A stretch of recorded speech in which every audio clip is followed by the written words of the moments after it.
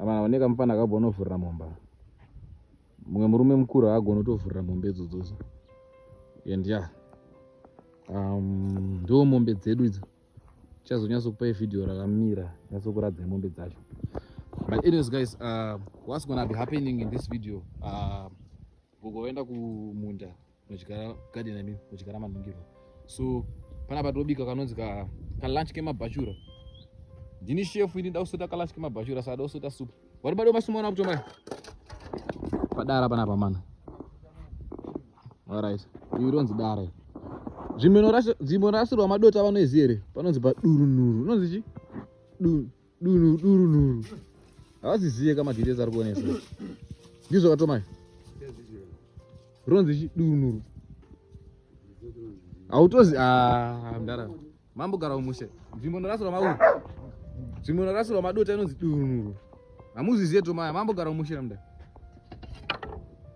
Panonzi padurunuru. Durunuru.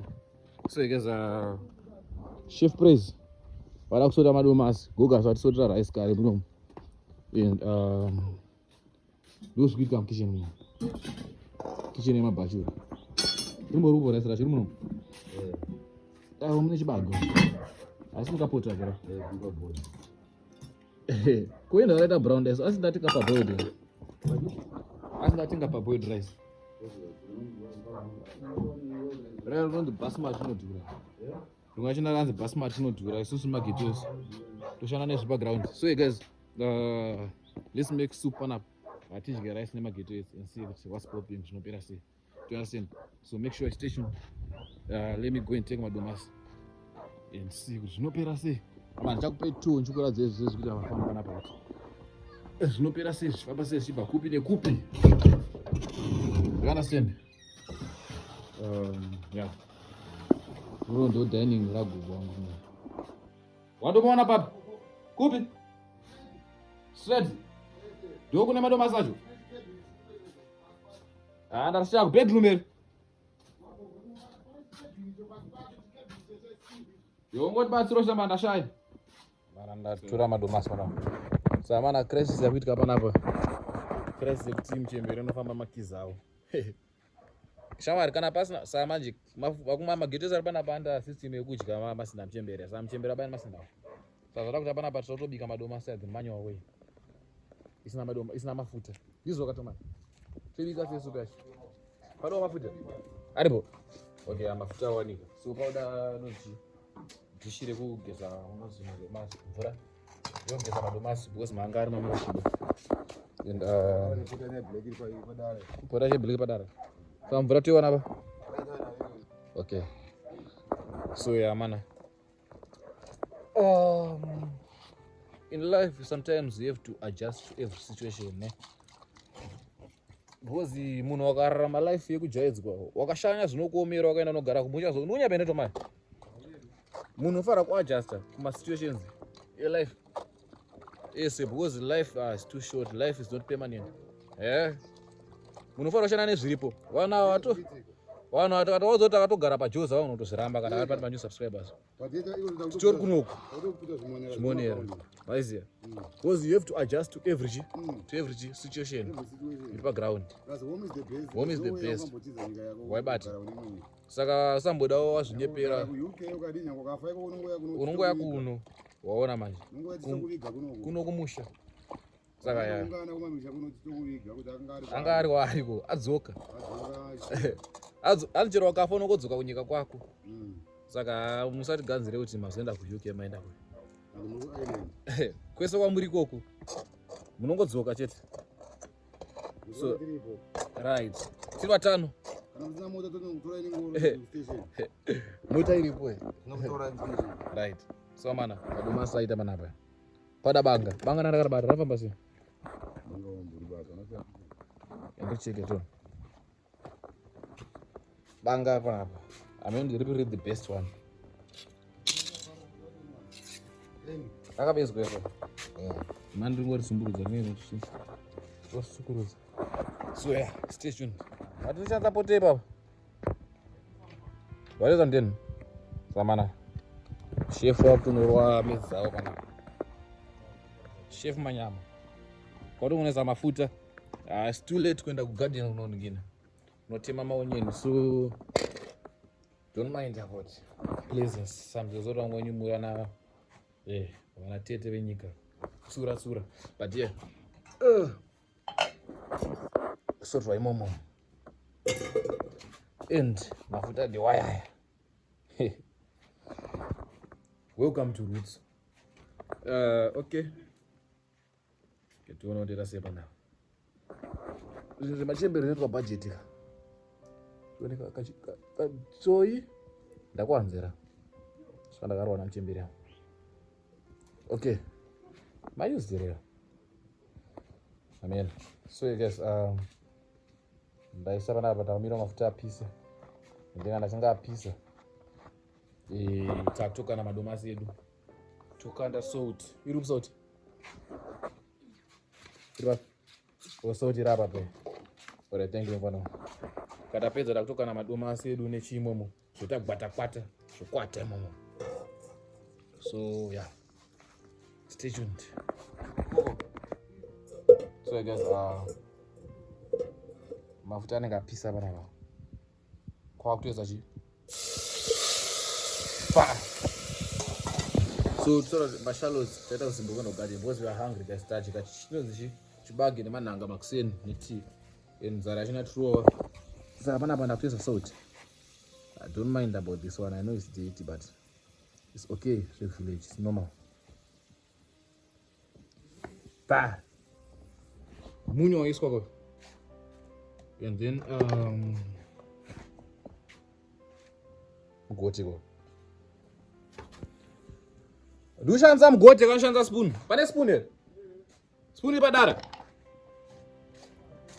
Alright.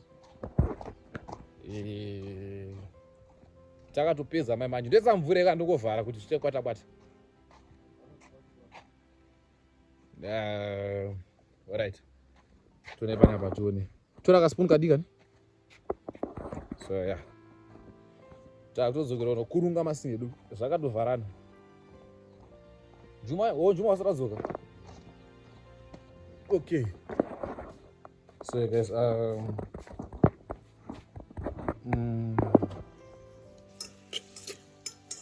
soup you just okay baba. Soup yo. Tokuchizira one zedu.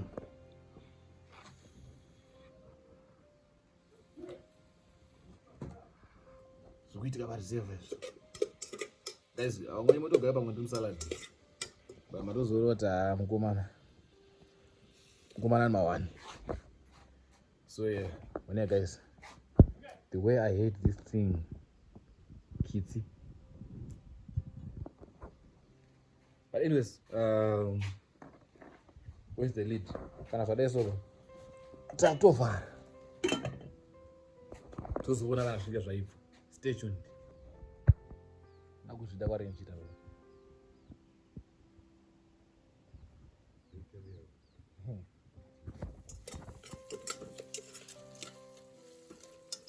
Yeah. Sweet. I think I need to add some water. Kuti nyasoita kwata chochero. Plus ndo inonzi improvision. Izvo. Takawedzera mvura kuti soup iwande. Multiplication ishi. Wobere mvura. Bola mvura.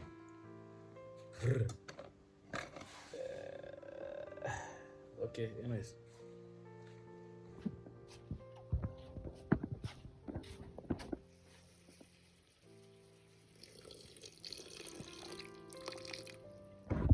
Call me Chef Praise for any catering services. Michato, marufu, my birthday party. Namo zese, ndikana pani namo, ndinokwanisa kushanda nenamo chezezo. As you can see, I can deal with namo.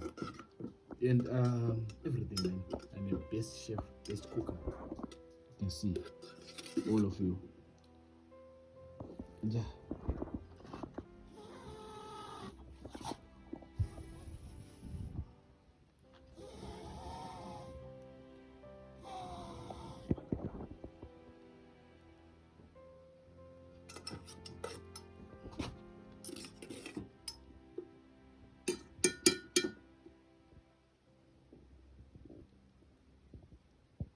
Apa takutovhara. Tombosiya zvombokwata futi. Guys, muona supu yedu yakutoibva kai. Tadoti tatopakura papa. Ndatobva kuidira mazimvura but moto uchi. As you can see papa. Ainzi. Ndakura maplate mangana 4. Ndozodyira mpoto iyi. But ndakura 3. Ndozoisa mpoto yesupu.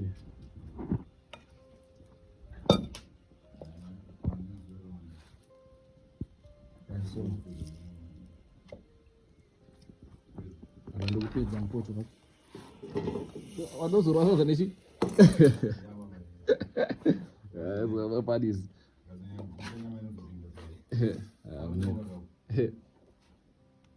That's good. Enda isso? Enda isso? Mafuta mashomo. Ndaisopedza mafuta mtembera.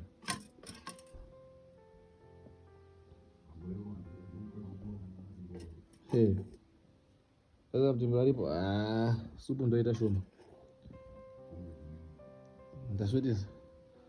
Namwe madosara masina chinhu. Para ake ndiko kadero remombo. Makomere supu yaita shoma. Mune tomato sauce mtembera siyaka. Yesha.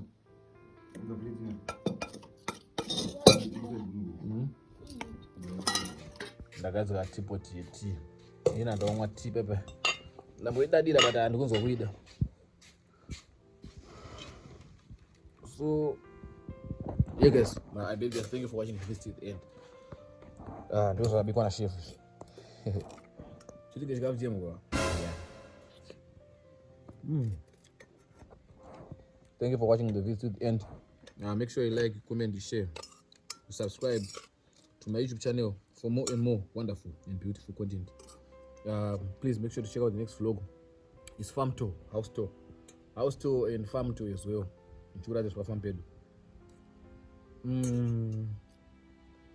So make sure you don't miss this one out. You understand? Tango, let's go, let's get it.